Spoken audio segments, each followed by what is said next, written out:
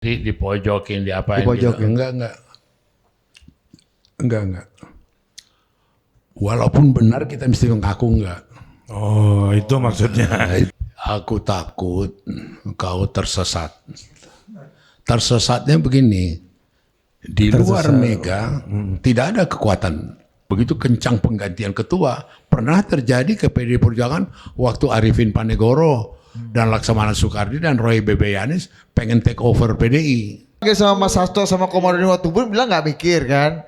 Setelah dibilang anak ingusan baru Kepikiran dia. Di situ dialektikanya. Opung.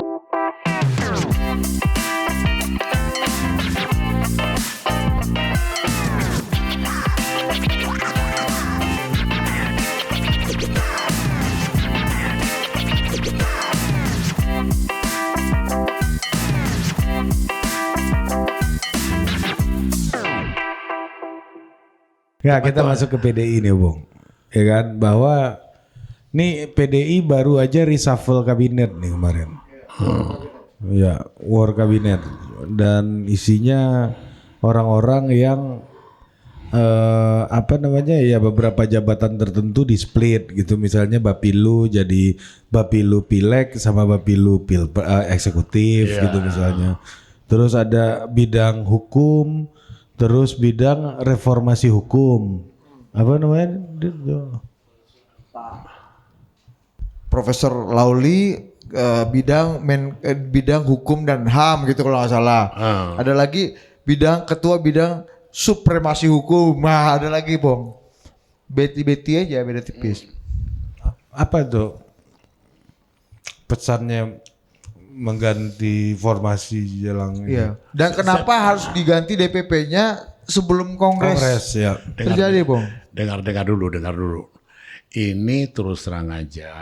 Kita dengar dari tadi, Bong. Bukan setelah selesai Pilpres perlu satu konsolidasi.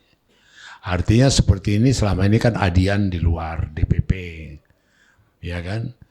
Kemudian dimasukkan dia menjadi ketua tim kampanye relawan sebelum Pilpres. Nah kemudian sekarang dimasukkan dia jadi wakil sekjen, ya kan? Masuk di struktur gitu loh. Demikian juga ada beberapa yang lain. Ini Sitorus, terus siapa ada dimasukkan gitu loh. Jadi sebenarnya untuk konsolidasi memperkuat itu aja. Kalau secara fundamental nanti Kongres dong. 2025. Iya. Apa kebutuhannya, Pung, untuk menambah personalia di detik-detik atau saat-saat yang sebenarnya tidak lama lagi akan ada Kongres gitu, Pung? Dan kalau kita lihat personalianya, ini orang-orang yang selama ini punya standpoint cukup keras dengan Pak Jokowi, junto Pak Prabowo, junto Mas Gibran. Jadi apakah ini jadi wajah? Misalnya seperti Ahok, ya kan, dimasukkannya di struktur. Itu kan legitimasi dia kan lebih berfungsi betul-betul dalam struktur. Ganjar dimasukkan juga di DPP gitu loh. Jadi saya pikir nggak ada yang istimewa, nggak ada yang spesifik, nggak ada yang khusus. Itu kebutuhan organisasi, konsolidasi organisasi. Perlu orang-orang dimasukkan yang betul-betul lebih mantap lagi. Ya sama tuh seperti Adian. Dia kan selama ini lepas di luar, ya kan? Ya kan sekarang tetap jadi wakil sekjen. Ganjar setelah calon presiden, kemudian dilegalisir dia, nih kau di struktur, ya kan? Dia kan selama ini di struktur itu kan sudah lama dia tidak berada di struktur sejak dia gubernur, ya kan? Kalau Jokowi masih wakil ketua DPD Jawa Tengah waktu dia wali kota sama gubernur gitu loh. Nah, jadi menjawab pertanyaanmu sebenarnya tuntutan kebutuhan aja perlu dimasukkan orang-orang ini. Kebutuhan untuk menjadi oposisi pemerintah ke depan atau gimana? Nah, Kenapa mesti terus lari ke sana? karena kalau kata Mr. Q, Kodari, ini reshuffle kabinetnya PDI ini menjadi wajah PDI siap-siap menjadi oposisi ya, Prabowo Dengar Gibran. dulu, aku sedih sama Kodari ini. Kadang-kadang aku terharu, dia lebih PDI dari saya. Kayak dia tahu itu kayak apa itu PDI. Dari cara dia menjelaskan itu. Apa dia kayak paling kenal Ganjar gitu loh. Coba perhatikan dia kalau dia PDI Perjuangan ini. Waduh, bangga juga aku sih. Dia kan dekat sama Pak Taufik dia, Bung. Dekat sama Pak Taufik. Iya, dulu Pak Taufik udah di mana gitu loh. Jangan-jangan dia nggak pernah kayak gua nelpon Pak Taufik. Iya, Opung nih dari sedih, terharu ke bahagia nih cuma beda 2 menit bos ini ya. Iya. Jadi balik lagi tadi, maka itu jangan pakai referensi itu. Kodari. Dia lebih PDI dari PDI gitu loh. Iya, tapi kan wajar aja Bu kalau memang. Merasa ya. Tapi apakah itu anggapan orang begitu Bung, bahwa ini Anda menjadi gestur dari PDI untuk tetap berseberangan dengan Prabowo Gibran, Junto Jokowi Junto. Boleh punya pendapat itu, tapi jangan kaitkan dengan Hudori. Ya yang Itu lain aja. publik lah. Nggak, biar otentik. Opung ini udah gak suka muki aja Mr. Q. Bukan, jangan kaitkan. Jadi nggak bonafit gitu loh. Oh iya. Substansinya mungkin munafik Iya. Iya. Singernya pemberi pesannya ini ya. Iya. Masalah penyanyi ini, Bung. Iya, betul. Bukan masalah lagu ya. Betul. Iya. Tapi emang PDI menurut Opung akan menjadi oposisi atau gimana? Lebih cocok yang mana juga tuh? Sebenarnya ya nggak begitu penting itu. Mau oposisi, mau ini nggak ada relevansinya, nggak ada pentingnya gitu loh. Lihat aja berjalan ini, bagaimana nanti pilkada ini yang serentak dalam sejarah Indonesia baru ini. Pertama kali pilkada seluruh Indonesia secara serentak. Lihat dulu nanti penanganannya gimana, apanya ini gimana.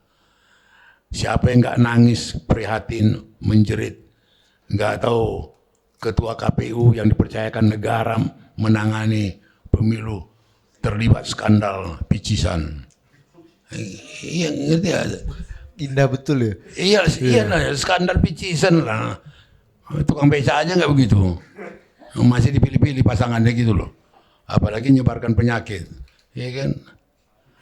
Lo enggak ini kita dalam keprihatinan. Kita dalam keprihatinan dalam arti kata, loh ketua MK-nya juga dicopot. Loh ketua KPK-nya ini apa gitu loh. Bangsa ini dengan keprihatinan itu harus berani membuat satu introspeksi. Nah kita harapkan dalam kepemimpinan Prabowo nanti berubah. Pemberantasan korupsi makin betul-betul paten, ya kan? Cara-cara birokrasi melayani rakyatnya makin baik, gitu loh. Jadi oposisi atau gimana? Mbaknya, nggak begitu penting mau oposisi apa gimana. Bung, tapi ada yang menganggap kayak kemarin Mas Kaisang. Ya, ini pun salah kaprah istilah oposisi. Salah pula gitu. Itu bukan, itu istilah parlementer. Kita Indonesia dengan republik dan apa sekarang nggak ada oposisi. 2 bulan lalu Opung ngomong kita sudah PD, cuman PDI yang paling punya pengalaman menjadi oposisi. Opung pernah ngomong gitu sama kita. Dengar dulu. Iya. Dalam soal apa? Gini. Ya kata Opung barusan itu. Apa? Itu parlementer. Itu Iya. sebenarnya Opung ngasih tahu dirinya di masa lalu. Iya betul. Iya kan? Betul. Enak juga nih pisang nih. Tempe. Pisang terus. Ya, ini Pung. Nah, terus PDI. Bung, tapi ini bukan Enggak, di otak kau itu kenapa mesti oposisi. enggak, masalahnya Bung, sekarang di pilkada aja atau di apa namanya percaturan komunikasi politik ada kesan yang kita tangkap ya di publik. bahwa PDI sering sekali membangun tembok, kerap membangun tembok. Dan sekarang tuh PDI serasa dibiarkan sendirian dalam komposisi-komposisi pilkada, terutama di daerah-daerah provinsi-provinsi besar ya Pung ya. Nah Opung melihatnya apakah ini ada relasi Pung dengan sikap PDI, reshuffle kabinetnya PDI dan komunikasi politik PDI pada ujungnya? Proses aja itu. Proses aja. Opung nggak merasa PDI lagi di Enggak. cornering, lagi di alienasi? Dipojokin, diapain Dipojokin. gitu. Enggak. Walaupun benar kita mesti mengaku enggak. Oh, itu maksudnya. Nah, itu. Daripada dianalisa. Iya, Gitu loh. akui aja benar ya. Tapi Opung setuju strategi PDI sekarang yang Oh, sangat setuju lah. Ya inilah how to play the game. Bagaimana bermain dalam politik ini. kalau Pung misalnya Pung konsekuensinya misalnya PDI pernah digocek sekali 2014 pemenang pemilu tapi karena komposisi di parlemennya kalah akhirnya ketua DPR-nya hilang dari tangan. Undang-undang MD3 bergeser. Dan ini kemungkinan besar mungkin bisa terjadi lagi kalau dianggap PDI masih tetap melakukan strategi politik yang Biar sama. lengkap cerita kau, makin ditindas dipojoki kita 2014, itulah yang membuat PDI Perjuangan jadi kuat. Hat-trick di parlemen, presiden 2 kali. Itu dalam penindasan, tekanan. Bila perlu kita beli itu tekanan. Beli itu permainan gitu loh. Jadi nikmat kondisi sekarang. Nikmat lah, biar tekanin aja tuh PDI itu, pojokin aja dia. Jadi aku ambil satu contoh ya, ini dialektika. Ingat gak dulu gambar PDI sama bendera PKI dibakar? Tahun berapa itu, Bung? 10 ya tahun yang lalu, 8 tahun yang lalu. Pernah itu demo-demo yang di PKI kan ada Ciptaning lah, ada siapa lah. Di PKI kan waktu itu dianggap PKI. Bukannya Mbak Ning yang mengaku anak PKI? Loh juga? iya, artinya maksud aku pernah terjadi di media semua muat itu, televisi muat. Reaksi dari kita apa? Tambahin lagi itu bendera PKI. Bakarin lagi gitu loh. Apa untungnya kita? PAC pengurus ranting, pengurus cabang konsolidasi yang nggak pernah rapat-rapat, yang nggak pernah kumpul, susah kumpulnya kumpul, karena merasa dipojokin, karena merasa mau dihabisin, itu dialektika itu mahal, gitu loh. Dialektika itu mahal. Jadi dengan dipojokin diapain dia begitu, mereka makin ini. Bayangin tingkat kecamatan, tingkat kelurahan, pengurus PAC itu, ya kan? Gara-gara ada begitu, rapat mereka. Tapi ini kan konsekuensi kepada posisi yang harusnya didapatkan PDI menjadi tidak jadi dapat. Misalnya kayak MD3 diubah, tadi Budi sempat singgung, jadi bukan Mbak Puan lagi nih ketua DPR. Jangan-jangan di internal PDI ada yang menginginkan Mbak Puan nggak jadi ketua DPR lagi atau gimana? Ya, Sehingga strategi keras ini tetap dilanjutkan. Macam-macam tafsir lah itu, suka-suka. Suka-suka tafsir lah itu. Nah, tapi Opung dulu bilang 10 tahun lalu kita untung karena kita diinjak kan. PDI kata Opung Enggak, artinya naik. maksud aku Emang sekarang sama Bung dia bukan kondisinya. bukan soal untung, dialektika itu ada gitu loh. Dialektika itu bisa digunakan. Oke. Itu yang saya bilang tadi. Kalau anak Medan bilang beli itu permainan. Katakan, bila perlu kita bayar, kerjain dulu aku, gitu loh. Lu iya dong. Dengan dikerjain gitu, mutar otak dia. Oke, dan berarti artinya situasi sekarang itu menguntungkan secara PDI dalam segi konsolidasi politik, kematangan politik gitu, Pung. Iya sangat menguntungkan lah. Kita sangat beruntung lah, terkonsolidasi kita, semakin apa kita terlatih, ya kan, pernah dikhianati, pernah dibohongi, pernah disiksa, kan nggak perlu keluar uang kita. Iya artinya Jokowi khianati dulu PD Perjuangan, ini ada 100 miliar, gimana Mas Panda mengkhianati?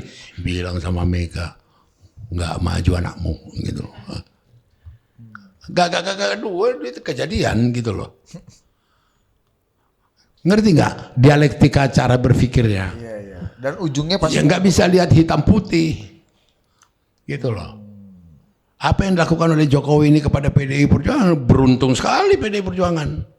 meskipun ini bisa merangsang Loh, kekuasaan untuk misalnya menghabisi PDI makin dalam. nggak mungkin PDI Perjuangan habis. Bukan menghabisi itu maksudnya fight.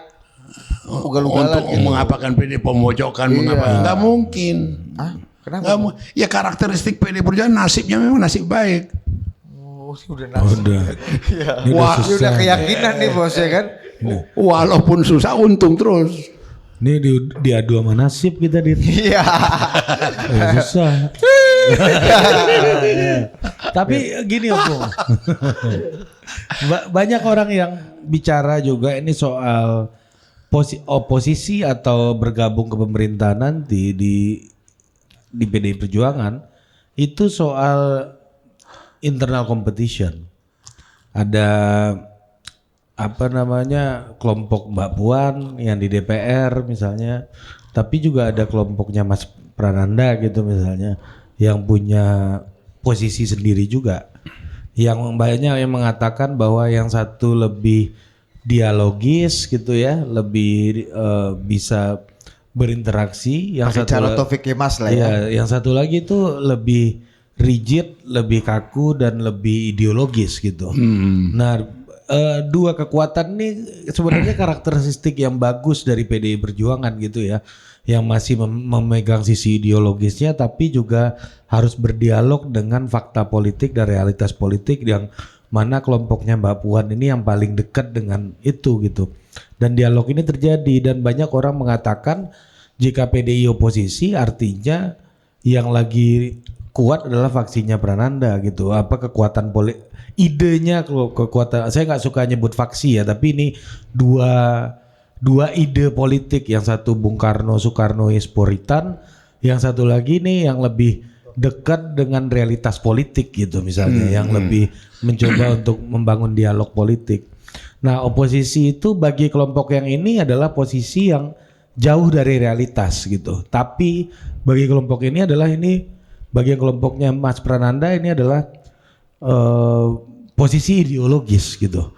Nah ini dialog ini nih ngelihat hari ini bisa kita pandang seperti itu nggak Bung? Aku takut kau tersesat.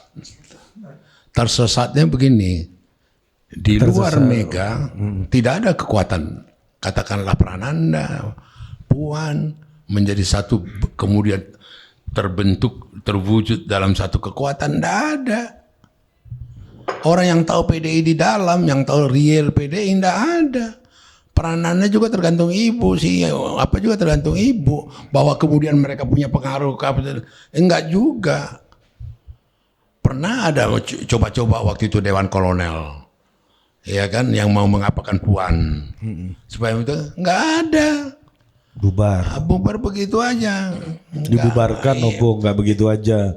Ya iya apapun namanya tidak eksis gitu loh. Nggak, jadi dari apa yang pendapatmu tadi, apa analisamu tadi, jangan aku bilang jangan tersesat bahwa satu-satunya kekuatan di PD Perjuangan adalah Mega, gitu loh. Nah kita juga berharap dalam perkembangannya tidak menjadi Mega yang sentris atau otoritaris Mega atau semua ke Mega. Kita harapkan juga ada di samping dia lahir pemimpin-pemimpin yang juga mumpuni, dan itu sudah kelihatan. Ada kelasnya si Basara, ada Hasto, ada Utut, ada Adian, ada ini udah kader-kader yang sudah bisa memimpin partai gitu loh. Partai begitu besar gitu loh. Jadi tidak tergantung hanya Mega toh, nanti kalau Mega udah nggak ada, nggak ada lagi kerisauan itu. Kita udah cukup banyak pemimpin-pemimpin yang bisa memimpin gitu loh. Begitu ceritanya. Berarti udah ada pengganti Bu Mega hari ini dong. Apa ya? Pengganti Bu Mega udah siap dong. Ya sudah pasti disiapin lah. Udah siap belum? Hah? Udah siap. Peristiwa dan aman periodisasi itu nanti akan melahirkan itu. Gitu loh. Itu aja. Kalau aku sebagai pendiri partai, senior partai, yang berkecimpung dalam partai, gitu kan, tahu betul adat istiadat karakteristiknya, baunya tahu gitu loh. Kalau Opung sendiri udah pernah punya usulan untuk suksesi ini? Banyak. Usulan suksesi. Supaya terjadi suksesi. Iya. Ya udah, tapi ngomong aja, bukan rapat formal. Gimana? Apa aspirasi karena Opung? kedudukanku nggak ini apa? Opung kan pendiri partai. Apa? Loh, saya sendiri banyak mengkritik internal partai gitu loh. Apa kritik-kritik Opung ke internal Ya, itu misalnya? contoh, saya juga kasih tahu ke mereka bahwa sangatlah tidak sehat partai ini membiarkan Pacul punya 4 jabatan. Dia ketua Jawa Tengah, dia ketua Komisi 3 DPR, dia sekretaris fraksi, kemudian dia ketua Bapilu. Itu saya udah kasih tahu. Ke Pacul saya kasih tahu, ke Utut ketua fraksi saya kasih tahu, ke Hasto saya kasih tahu. Gitu loh. Supaya jangan dibiarkan begini terus. Seperti kayak kurang ada misalnya. Yang kayak gitu-gitu. Dan ini juga kita harus persiapkan siapa pengganti Mega. Gitu. Dan saya pikir juga Mega nggak alergi itu mendengar diskusi-diskusi ini. Gitu loh. Sejauh yang saya tahu dia ya. Sejauh yang saya kenal dia. Cuma terbuka nggak? Apa ada keberanian moral nggak membicarakan itu? Saya masih ingat dulu di Teguh Umar tahun 2000 berapa itu, 2004, 2005, ada Laksamana Soekardi, ada kemudian Arifin Panegoro, ada Taufik Kimas, ada saya. Waktu itu ngomong, Laksamana Soekardi ngomong ke Ibu Mega, Mbak, bagus juga kepemimpinan partai ini, digilir ya, bergantian ya gitu. Itu ide atau gimana sih itu? Ya ide, ya usulan, ya apa gitu. Ya konfirmasi pergerakan juga. Atau gitu permintaan. Iya permintaan tuh. Artinya peristiwa itu terjadi gitu loh. Tetapi sama dengan beberapa, aku tidak menuduh partai-partai dalam money politik yang begitu kencang penggantian ketua, pernah terjadi ke PDI Perjuangan waktu Arifin Panegoro dan Laksamana Soekardi dan Roy Bebeyanis pengen take over PDI di Bali Kongres gitu loh. Aku masih ingat itu. Jadi tahun berapa lah itu, 2000 atau 2001 apa berapa itu. Jadi satu ketiga di Bali, kakak kandungku ketua DPC di Tapanuli tempat kelahiranku. Oh, bukan Evorus ini. Bukan kakak lagi, lain lagi, Leo. Jadi Leo ini telepon aku malam-malam. Pan, ini kita dibagi-bagi nih 25 juta. Ambil nggak, terima nggak? Gitu. Kenapa? Nanti supaya milih Arifin Panegoro, gitu kan. Dapat ini 25 juta. Aku bilang terima itu duitnya, ambil aja. Biar beli oleh-oleh dari Bali. Beli kaos kan lumayan. Coba beli ini gitu lah. 25 juta zaman itu banyak. Iya, 25 Buat juta. DPRT ini cukup semua dapat kaos tuh kan. Iya, Ranting-ranting ini kan. Iya, itu. Artinya money politik dalam catatan selama periode Mega, kemudian baru di situ. Dan ini kan terjadi pada partai yang lain, partai besar pada saat pemilihan Kongres ketua umumnya gitu loh.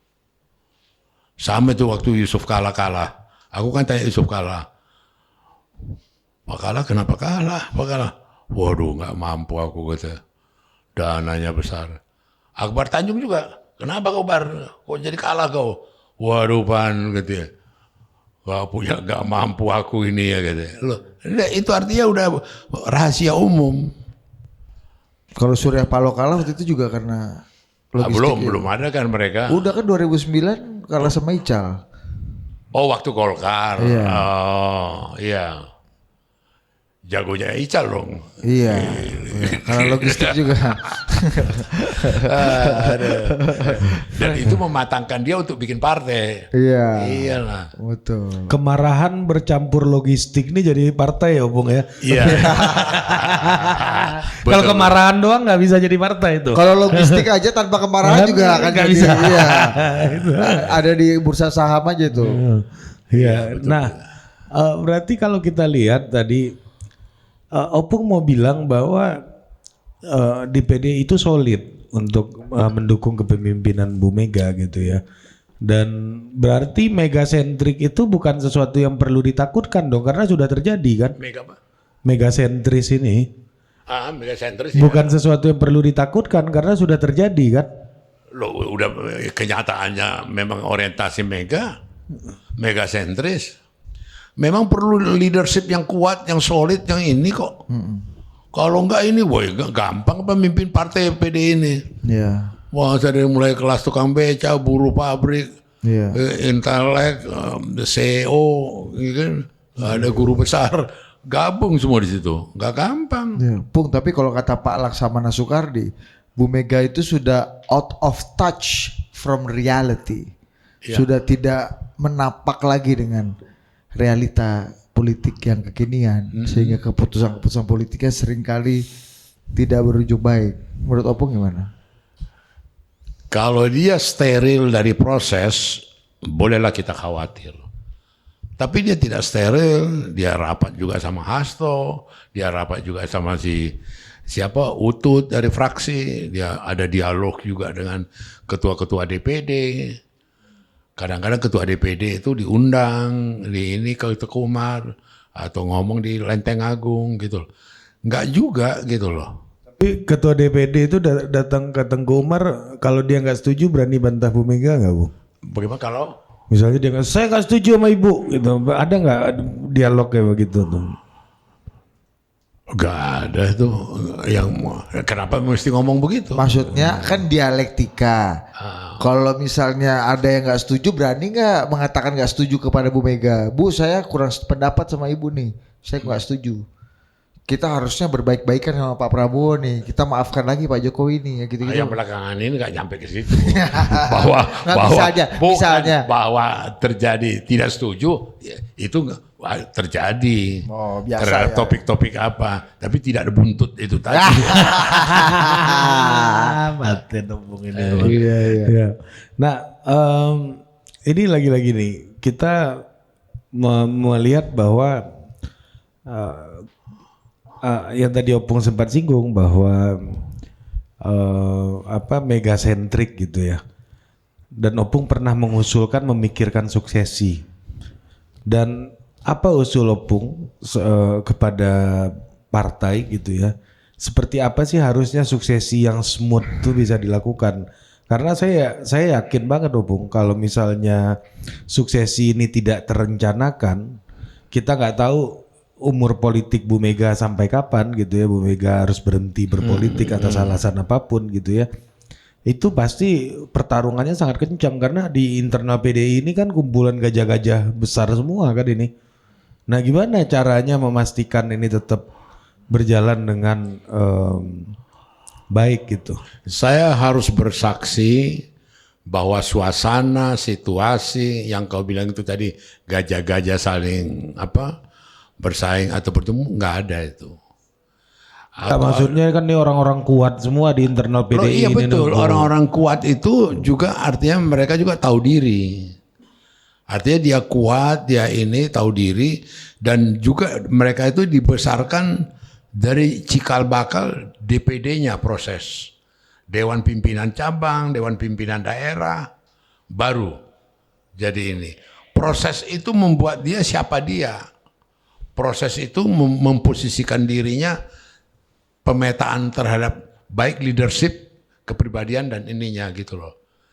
Jadi proses leadership itu terjadi dengan mekanisme yang ada, rapat kerja nasional, ya kan, Rapimnas, kemudian juga ada retreat yang dilakukan per regional. Itu saya pikir udah dalam sistem itu sudah ini terakomodasi, gitu loh. Itu yang saya lihat. Karena saya juga diundang juga sekali-sekali memberikan ceramah dalam rapat-rapat apanya mereka itu. Kan Pak Jokowi juga masih PDI kan? Apanya? Iya. KTA-nya kan? Iya. Belum ada putusan resmi partai yang memecat atau mecat kan bisa digugat kan ke PT UN kan? Ya ini kan terus terang masyarakat, rakyat, sejarah akan mencatat. Bagaimana dia atasin ini? Jokowi ini disimpannya KTP-nya, KTA-nya dibawanya sampai mati, atau KTA-nya dibalikin, atau KTA-nya, orang semua akan melihat. Dan ini tontonan yang menarik, mahal ini. Iya dong ngelihatnya, diapain dia lah ini, KTA-nya ini. Ya kan? Ada arah Sirait, dibalikin arah. Ya kan? Ada nasib si Budiman dan Miko dikirim pakai kurir, ya kan, menjabut. Jadi macam-macam ini gitu loh. tapi menarik gitu loh. Apa bedanya itu Bung? Kan sama-sama aja kan? Gak ada, cuma variasi-variasi. Bung, menurut Opung, eksponen-eksponen PDI yang kemudian seperti Pak Jokowi, Bang Ara, Pak Budiman, itu akan punya tempat yang spesial nggak di pemerintahan atau di circle politiknya Pak Prabowo nanti? Ya kalau logikanya ya punya tempat lah. Kalau logikanya ya sampai dia tinggalkan partainya, dia tinggalkan ini ya, demi untuk mendukung Prabowo. Ya wajar dong dia dapat ini. Dapat hadiah, dapat kado. Seberapa menguntungkan bagi Pak Prabowo mengopeni orang-orang yang quote unquote membelot dari PDI? Itu kita mesti tanya Prabowo. Tanya Opung. Oke, kita tanya dulu ke kawan-kawan yang mau nanya nggak? Boleh. Ada yang mau tanya nggak ke Opung? Boleh. Kasih. Sini. Tolong lu kendalikan nih kamera ini nih bos. Sini. Berdiri Bang. Lu. Ya. Gantian. Sini biar masuk layar. Ya. Silakan nanya ke Opung. Oke, selamat siang Bung Horas Merdeka. Oke. Kebetulan aktif jadi ketua GMN di Sumatera Selatan. Wih. Oke. Jadi pembelajaran hari ini banyak yang kita bisa petik dari Opung. Cuma untuk mensiasati kami generasi muda yang berpolitik di kemudian hari untuk nggak seperti mungkin Pak Jokowi yang meninggalkan etika kita tinggalkan di meja atau tinggalkan di rumah. Saran Opung nih ke kader-kader muda atau kami yang lagi merintis belajar berpolitik untuk bisa berkonsisten menjalankan ideologi, menjalankan nurani. Bagaimana lah kira-kira Pung yang bisa Opung katakan ke anak-anak muda generasi sekarang ini? Mungkin itu aja. Dan juga pertanyaan kau, silakan duduk ya, tepuk tangan dulu kawan-kawan ya. Ada Nama siapa nama Bung? Ones. Dari Sumatera Selatan Bung. disusupi GMN ini kantor saya Bung. Wong kita galuh. Gitu kalau. Jadi jawabannya sangat sederhana, sangat singkat. Itu integritas. Kemudian juga modal yang paling mahal tuh dipercaya. Berarti Pak Jokowi nggak punya integritas dan nggak dipercaya dong. Itu yang dilanggar Jokowi. Bagaimana saya percaya ke dia mengatakan berkali-kali ke saya, Ganjar jadi capres.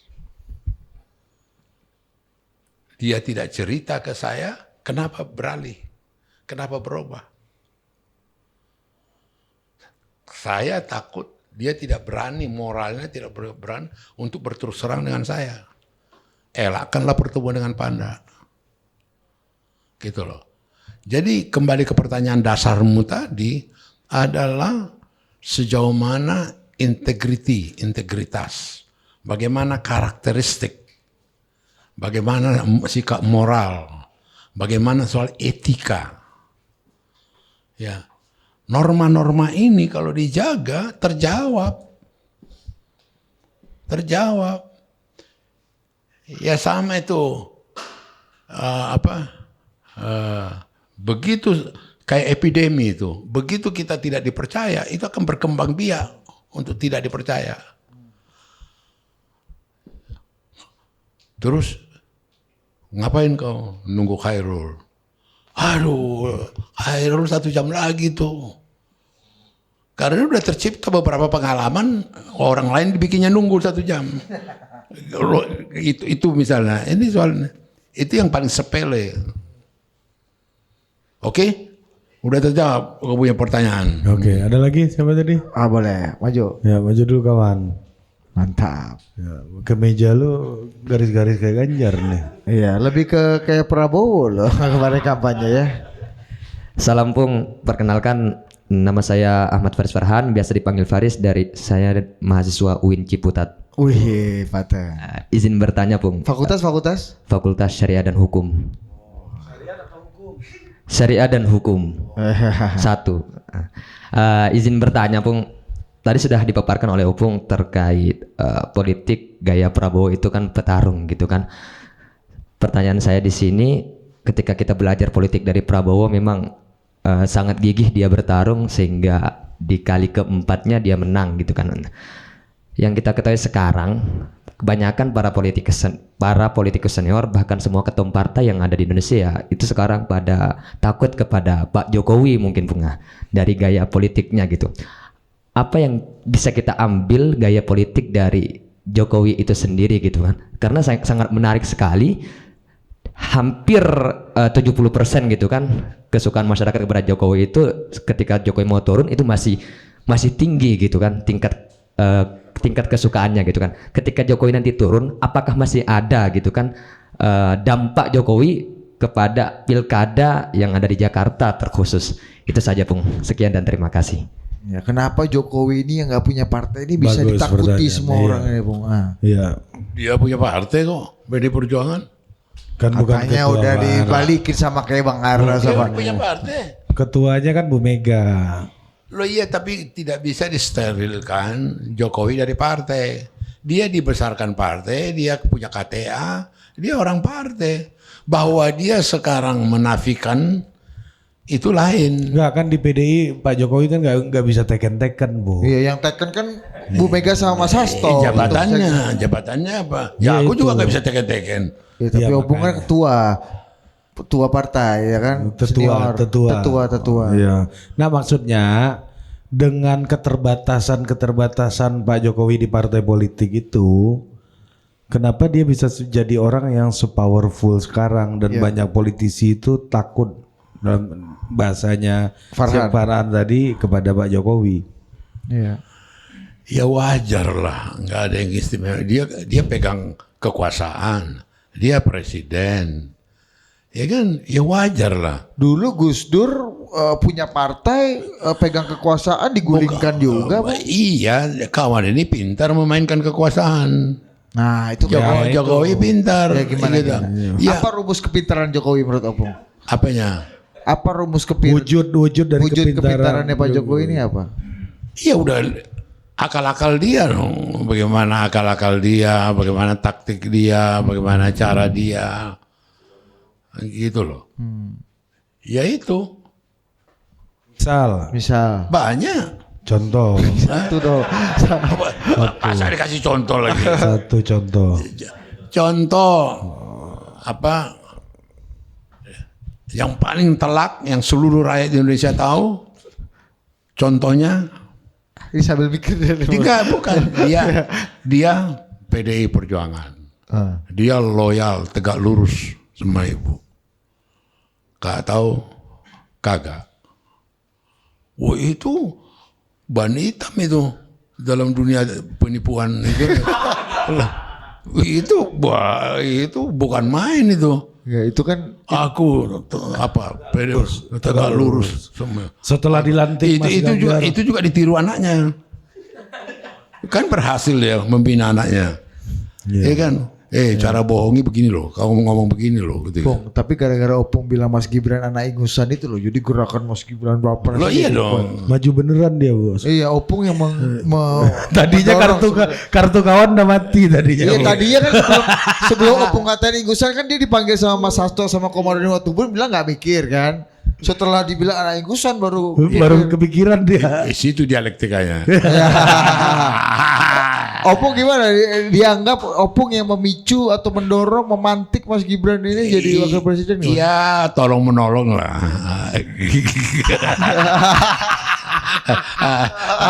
Iya dong, tolong menolong.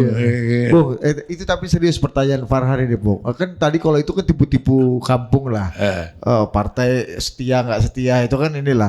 Tapi apa yang bikin Pak Jokowi itu sepowerful itu ditakuti sama partai-partai tadi kalau kata Farhan semua harus ada unsur kejokowiannya baru bisa. Itu kan kembali lagi karakteristik moral courage, keberanian moral daripada orang-orang yang memimpin itu. Ada juga yang punya karakter, ada juga yang nggak bisa diperlakukan seperti itu. Apa yang Opung ajarin ke Pak Jokowi selama bertahun-tahun, Bung? Opung kan, Pak Jokowi kan sering belajar sama Opung, catat ada 3 dendam kekuasaan ya kan. Catat terkejut badan, dendam kemiskinan, sama satu lagi Opung. Dendam kekuasaan. Itu kan belajar dari Opung. Bukan belajar, dipraktekkan. Dipraktekkan. Iya, Opung ajarin apa sih sampai Pak Jokowi canggih banget ini? Apa Opung lesson learn apa? Iya, yang Opung juga yang ngompori Pak Jokowi melawan Bu Mega kan. Betul, Opung yang umumkan jangan terlalu patuh Mas kata Opung. Iya betul. Iya kan.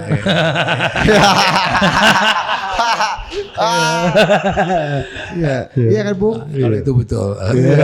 Iya kan. Tapi untuk hal-hal tertentu. Kawan pakai semua. Iya. Opung kan cerita waktu Bu Mega nggak suka Pak Luhut jadi kepala staf presiden kan Opung provokasi Pak Jokowi. Udahlah nanti aja, nggak usah. Iya kan? Iya. Tapi itu atas permintaan Luhut. Ya iya, tapi kan Opung yang ngomong. Iya. Ngajarin membantah Bu Mega kan? Gila juga ya, padahal dia ketua umum kok. Iya. Meganya.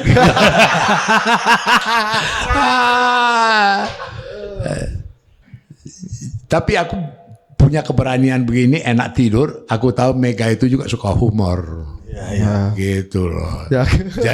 Jadi dia kalau nonton ini juga dia gak serius. Iya, paling panda gitu ya. Nggak mungkin juga Opung ditarget sama Bu Mega kan, paling Bang Putra kan.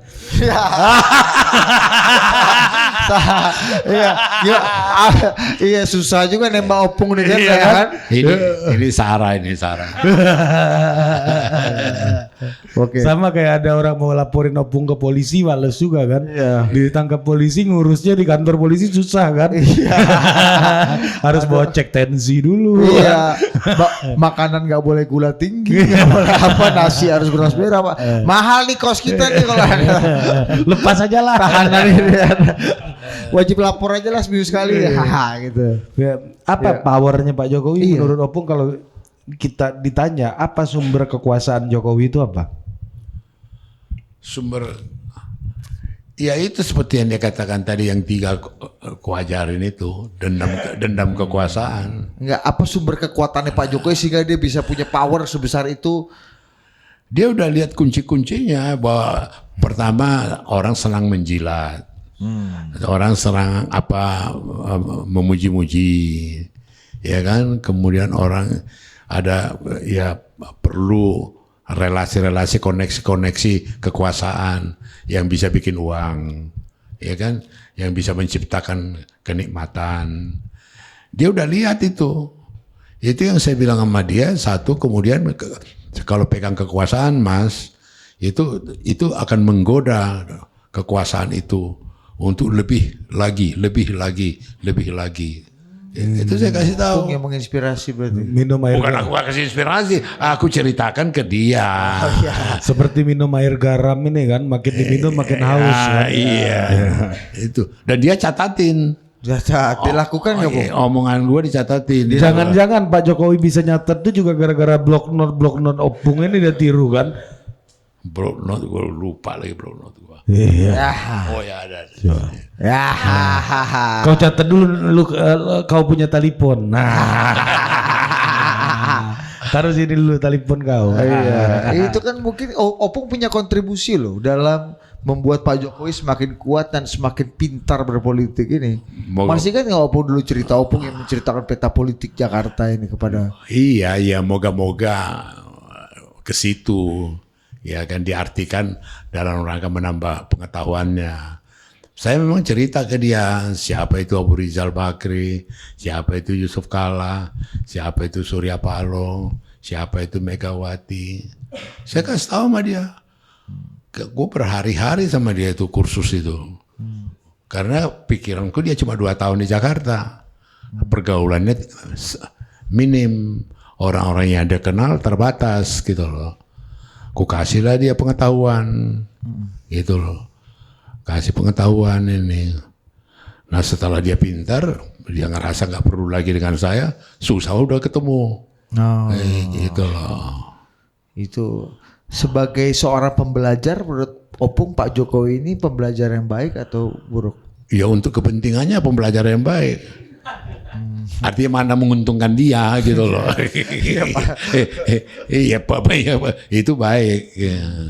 Iya. Apa yang bikin Pak Jokowi orang baru dalam politik, bukan darah biru politik, tidak punya jabatan struktural tertinggi di partai, tapi punya skill pembelajaran politik yang begitu baik? Dia juga banyak mendengar, dia juga banyak belajar. Kalau saya lihat dia juga banyak melihat dari beberapa contoh-contoh. Dan kemudian juga dan kebetulan dia bukan orang yang katakanlah dia bukan pemain golf. Dia tidak mempunyai hobi-hobi yang gitu loh. Jadi sangat dia menyesuaikan dirinya itu sangat mudah. Berkomunikasi itu sangat ini gitu loh. Dan mimik dia, atensi dia, sama perhatian dia kan bukan main, ya kan? Ada kamera orang diambilnya, dia yang motretin gitu loh. Ini gitu loh. Yang kayak gitu-gitu punya kekhasan tersendiri gitu loh. Jadi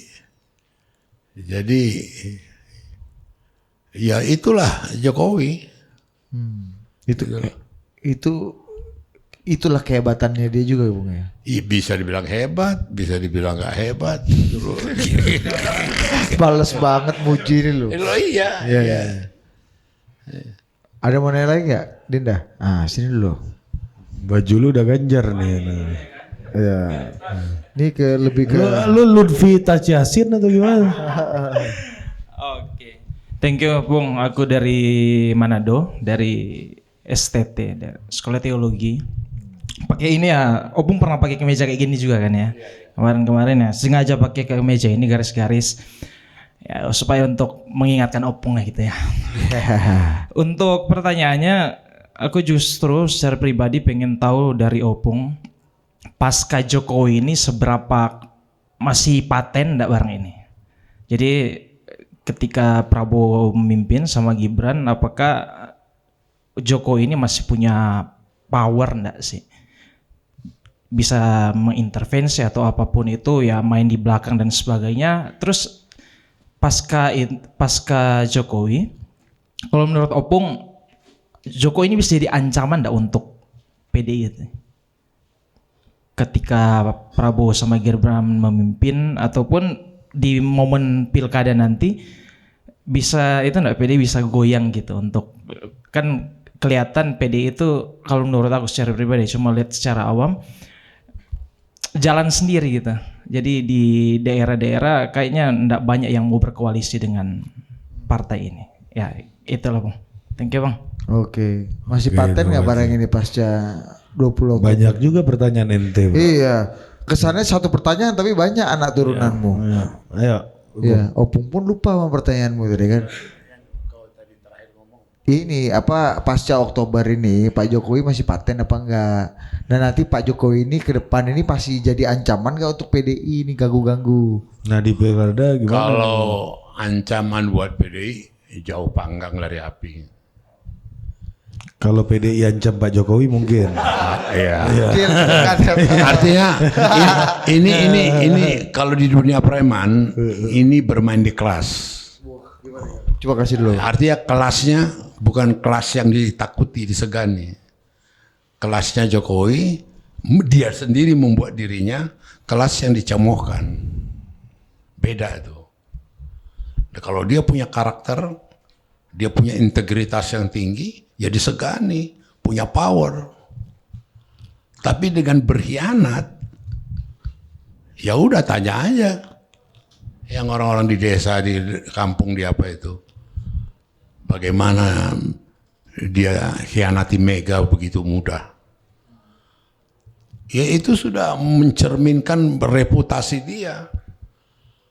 Dan kemudian saya pikir akan sangat berbeda setelah dia tidak berkuasa.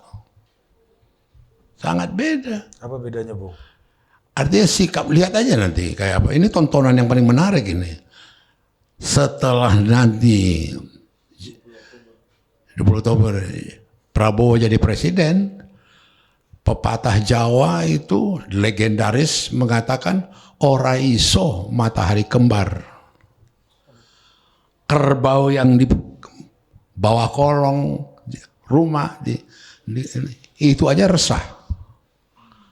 Gara-gara kembar. Gitu loh. Artinya jangan coba-coba dikembar-kembarkan Prabowo dalam bentuk manifestasi apapun. Gitu loh. Tahu diri dia, harus tahu diri. Bukan dia lagi yang berkuasa, bukan dia lagi presiden, bukan dia lagi ini. Gitu. Bukankah di awal-awal pemerintahan Pak Jokowi sempat juga Pung ada omongan bahwa matahari kembarnya Pak Jokowi dan Bu Mega dulu katanya. Lain lagi itu. Lain lagi. Nggak ada itu. Lain kasus kau. Lain itu. Lain. Petugas partai aja ya. Iya. Nah, jadi yang mau saya gambarkan, dialah yang menempatkan dirinya, dialah yang membuat gambaran terhadap dia dari perilaku, tindakan, perbuatan dia, gitu loh. Bukan orang di luar. Tapi berarti nggak mungkin PDI akan mengundang Jokowi lagi, itu udah nggak mungkin ya, Bu? Kasihan Jokowi dong. Kenapa? Maka saya sengaja waktu rakernas itu berterima kasih dia nggak diundang. Ya pasti diejekin. Pasti dimaki-maki gitu loh. Kasihan dong dia. Oh, ini masalahnya Pak Jokowi sama Bu Mega lah ya. Iya, Ini kasihan. Soalnya Kaisang sama Mbak Puan oke-oke aja nih. Oh iya dong. Bagus dong anaknya. Jangan diwariskan kebencian bapak ibunya. Iya loh. Itu kan sehat itu. Bagus ya itu ya. Iyalah. Ini Kaisang suruh datang ke PDI. Iya, maka ngapain diwariskan gitu loh. Jadi itu berpulang kembali lagi kepada Jokowi. Apa tingkah laku dia, apa perbuatan dia, apa contoh yang dia berikan. Berpulang kembali ke dia. Maka dibilang harimau meninggalkan belangnya. Gitu loh. Gajah meninggalkan gadingnya. Nah dia apa yang dia tinggalkan? Nah itulah yang akan dia ini mati. Bahwa dia tadi ada pertanyaan bahwa dia merupakan bagian atau ada kekuatan sehingga mengancam mengapakkan PDI jauh panggang dari api, enggak lah. Dia belum sekelas itu gitu loh. Yang punya karismatik, punya pengaruh di partai sehingga sekian DPD blok, sekian dewan pimpinan cabang ngobrol berpihak, enggak lah. Itu realita gitu loh. Tapi nggak mungkin Pak Jokowi akan ambil alih partai PDI ya. Akan apa? Pak Jokowi akan ambil alih PDI nggak mungkin ya berarti? Bukan soal nggak mungkin. Bagaimana? Berarti mungkin Bu? Enggak, bagaimana nggak mungkin? Enggak nyampe ke situ. Masa? Dulu Opung juga bilang Gibran nggak nyampe ke situ. Apa? Opung bilang Gibran nggak mungkin lah jadi wakil presiden. Aku bilang anak ingusan. Iya. Belum sampai ke anak wakil presiden. Tapi biasanya jadi nih kalau dari diomongin sama Opung nih. Katanya nggak mungkin Ri kan, makin ditunjukin sama Pak Jokowi kan. Jadi nggak Kemarin mungkin. ada yang nanya saya, Bung, itu omongan lu di situ, argumen lu itu waktu itu lu ngakuin nggak argumen lu jelek? Enggak lah, jelek aja belum. Gitu, Bung. Nah, Ini mungkin aja belum ya berarti ya. nggak mungkin ya. Nggak mungkin lah. Kenapa Bung? Bukan kelasnya. Oh, Bukan kelasnya. Ada orang kalau udah kelas gitu loh. Jokowi belum kelas jadi ketua umum PDI Perjuangan. Hah? Jokowi belum kelas menjadi ketua umum PDI Perjuangan. Iya jauh dari apalah panggung, jauh panggang dari api. Yang lebih kelas siapa? Lebih kelas pada sama Mas Hasto. Jadi ketua umum PDI. Kalau di partai ya Hasto, ada Pacul, ada Utut, ada Adian, Mbak Puan enggak? Puan, ya ikutlah Puan. Lupa kan Opung kan? Anak magang Opung aja Opung lupa loh itu Mbak Puan kan anak magang tempat Padahal Opung. lo di majalah prioritas. Di Forum Keadilan. Forum Keadilan. Iya, Opung dulu anak magangnya Puan Marani bos. Top bos. yang magang di kantor Opung Puan Marani. Iya. Ngelatih dia. Dulu gimana Pak Taufik menitipkan Mbak Puan gimana Bung? Dia kan di UI yang berkaitan juga dengan publisistik. Komunikasi ya. Komunikasi. Terus Taufik papanya ngomong, Pan, biar kasih kesempatan dia magang training di situ. Berapa lama Bung? Hampir setahun lah. Mantap. Jadi dia sambil ditugasi ke sana, tugasin kemari. Dia jurnalis. Iya, rajin lah dia. Jangan-jangan punya kartu pers juga Mbak Puan dengan. Punya lah dulu. Wartawan media ya. Iya. Apa pemula. Muda. Muda.